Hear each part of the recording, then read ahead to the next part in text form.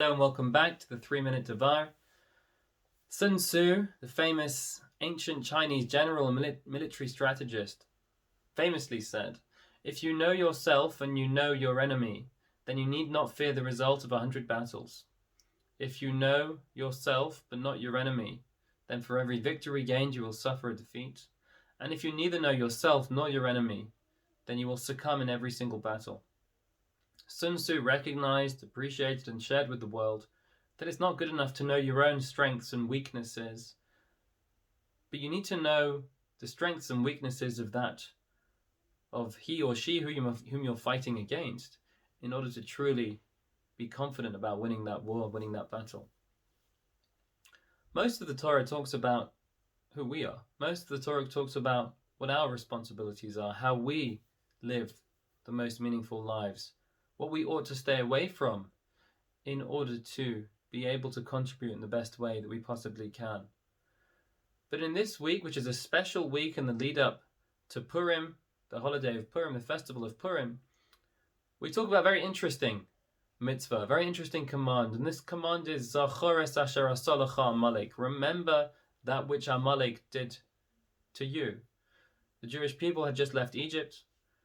They had just witnessed incredible miracles of the 10 plagues, the miracle of the splitting of the Red Sea. Now they were on their way, traveling through the desert, on the way to receive the Torah, Mount Sinai, and Amalek, an evil nation of Amalek, come and attack the Jewish people. And we have a special mitzvah, which we perform once a year to remember that which Amalek did to us. It's helpful for us to remember who Amalek are. Number one, so that we know our enemy, so that we understand evil and recognize what we are trying to achieve in terms of bringing goodness to the world and what we're up against when we try and bring goodness to the world. But also we need to remember, because forgetting would mean that we are tolerant of that evil which Amalek did. Yes, we are a tolerant nation, but one thing which we cannot tolerate is evil. Because if we tolerate evil, then we are in some way partners to the evil being committed. And Amalek, who stand for evil, Amalek, who are a nation who represent evil, they defy godliness. They do not want morality, values. Might makes right for Amalek. Well, it's important that we remember what they did, so that we don't tolerate that sort of behavior, so that we don't tolerate people who look to bring other people down and bring negativity to the world.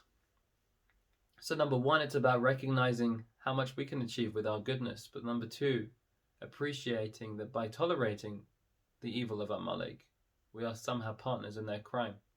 Wishing you a Shabbat Shalom.